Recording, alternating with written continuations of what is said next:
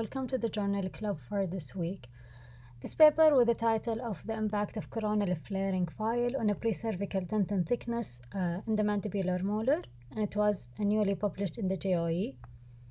I chose this paper because I had a calcified mandibular molar case in the clinic, and from the CBCT, the measurement shows a minimal dentine thickness and increased susceptibility of strip perforation within the dentural zone.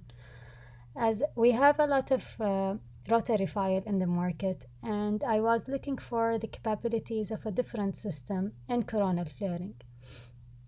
Coronal flaring is the process of removing cervical dentin in the orifice of the canal to create a straight pathway for instrumentation and to enhance the irrigation solution to reach the apical region, with the care that excessive coronal flaring carry the risk of perforation. So in this study, they evaluate the effect of coronal flaring file on the amount of dentin removal in the mandibular teeth on a CBCT image.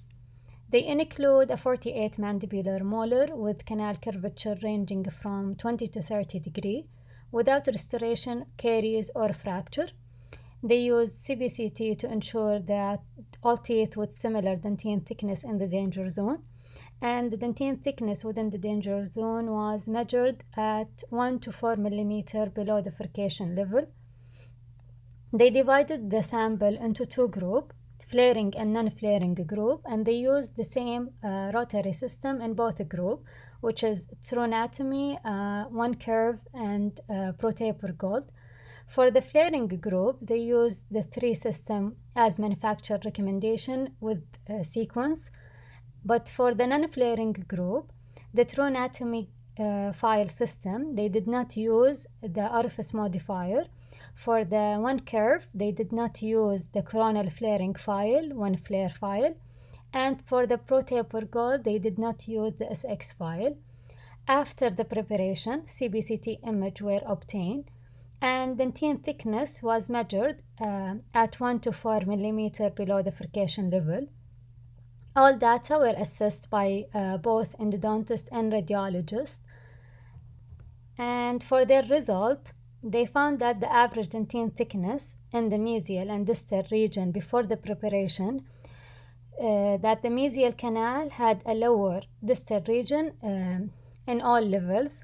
And for the median value of dentine removal at different furcation level, they found that statistical significant difference in amount of dentine removal between the three files group.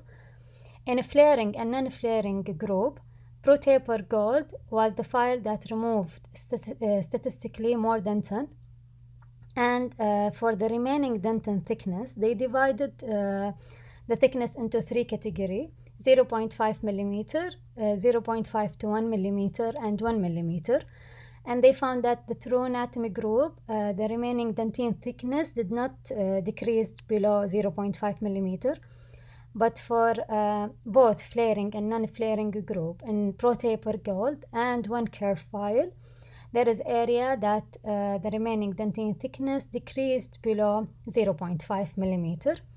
To conclude this study, based on the evidence, the true anatomy instrument group is more effective in preserving precervical dentin compared with other rotary system, and clinicians should consider not only the taper for the file, but also the diameter for the file for the preparation of the canal. And thank you.